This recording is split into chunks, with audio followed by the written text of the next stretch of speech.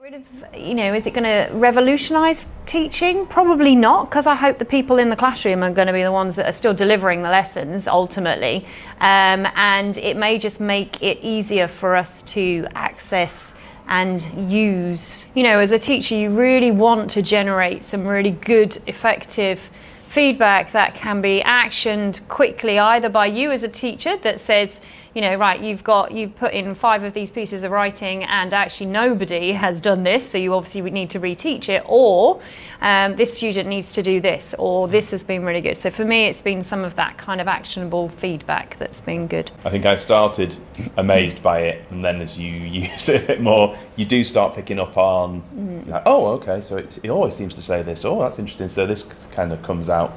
So I think I've slowly realised a little bit the limitations and what it's useful for and when it doesn't work so well.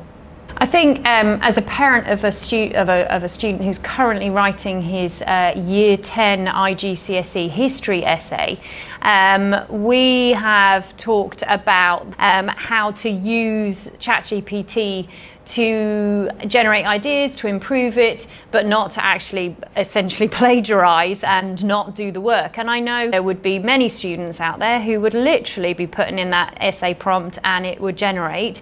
And I don't know whether or not anyone can check that at the moment. I can comfortably, hand on heart, say that he has not just taken that ChatGPT and copied and pasted it. He doesn't beautify very well. I find it's very kind of, I don't know, it's the sort of thing that, particularly for, prompts and things like that, maybe you want something that's a little bit more engaging. It's kind of, and I mean, I know it's text, but that would be my only thing as well, as, just how it sometimes comes across, it's very linear. I mean, I'm sure when Google came along initially, that must have been, everyone was, and also it challenges the idea of what do you need to learn in school, because I'm sure people were like, well, you don't need to learn facts anymore, do you? You can just Google these things, so why ever waste your memory learning these things?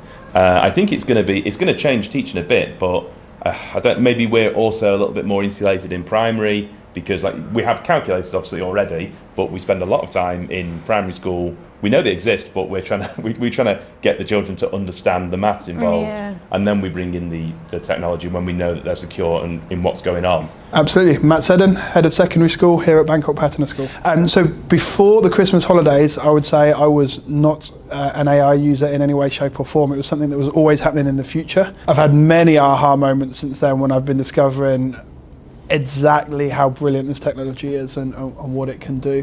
One aha moment was when I first realised that ChatGPT could interrogate spreadsheets and could analyse them and help to create spreadsheets. That really blew my mind. For me, looking at it from a leadership perspective, the challenge that I saw immediately over Christmas was how to direct staff and how to encourage staff to use this, because if I was going down this dark hole of arguing myself for 7 straight nights, then I knew that the team would be doing exactly the same thing. And so I knew that as soon as we came back after Christmas, I needed to get in front of staff and talk about it and address it, and set out a philosophy of encouraging the team to embrace it and to get up front with the students and if you like, hack the students. I really believe that if students feel they've got one over on the teachers and they've got a secret tool, then they're going to use that. But if we're up front and using it in every lesson, that dilutes that instantly. It was really quite amazing. When I spoke to staff, you could see the whole spectrum of emotions and challenges, and so I really had to steer the conversation to acknowledge the spectrum of emotions, but steer it very much towards the positive. And in terms of challenges, the message I wanted to get to the staff was, this is free. It's out there, it exists, there's nothing we can do about that, so we need to embrace this. And so I really wanted to say to staff, well actually, if you're given a homework or an assignment that is easy to cheat, for want of a better word, then the question wasn't good enough. The question really wasn't rich enough, and we need to look deeper at how we can use really exciting, well-crafted questions to utilise the technology rather than a cheap answer that somebody has taken a shortcut. And if you think of AI, generative technology, as a child, it's 4 or 5 months old. Yeah, okay, there were beta versions, test versions about, but really from November the 30th, that's when it really crashed into the public domain. it's a 4-month-old child. And I use the analogy of, in a year's time, my daughter, what can she do now as a 1-year-old that she couldn't do a year? And there's amazing growth that kids go through. And then again, my son who's 4, there's just remarkable growth of learning that he goes through as a 4-year-old. And I'm encouraging people to look at this technology in the same way. This is a 4-month-old or a 5-month-old baby, and it's just going to get better and better and better as technology. So if you look at the Khan Academy is already fully embedding AI through its product, which is free. They've already got a chatbot that is answering and giving feedback and intelligent comments based on their answers.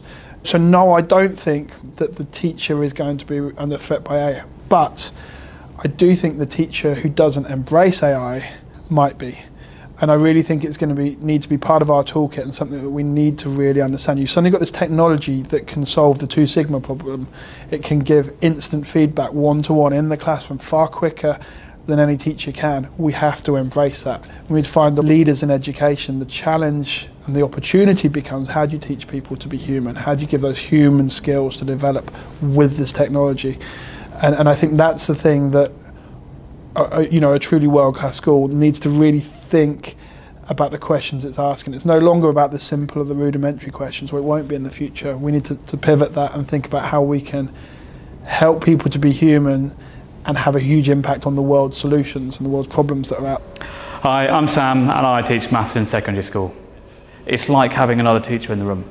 When it is giving these excellent explanations, and I was just playing with it, and I wanted to I'd given my example to the students, and then they were getting on with their questions, and I was like, everyone's quite quiet. I had it on the big screen.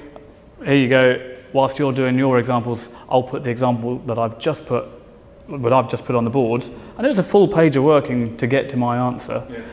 Put the question into ChatGPT, and it gave exactly the same process, full page of working that I'd just produced for the students.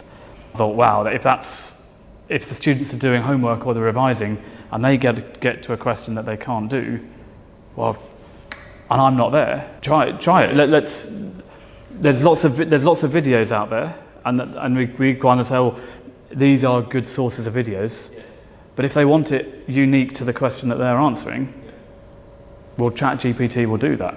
We've always had answers in the back of the book. And we've always had calculators. So that's not a concern for us. Students have always had that option to cheat.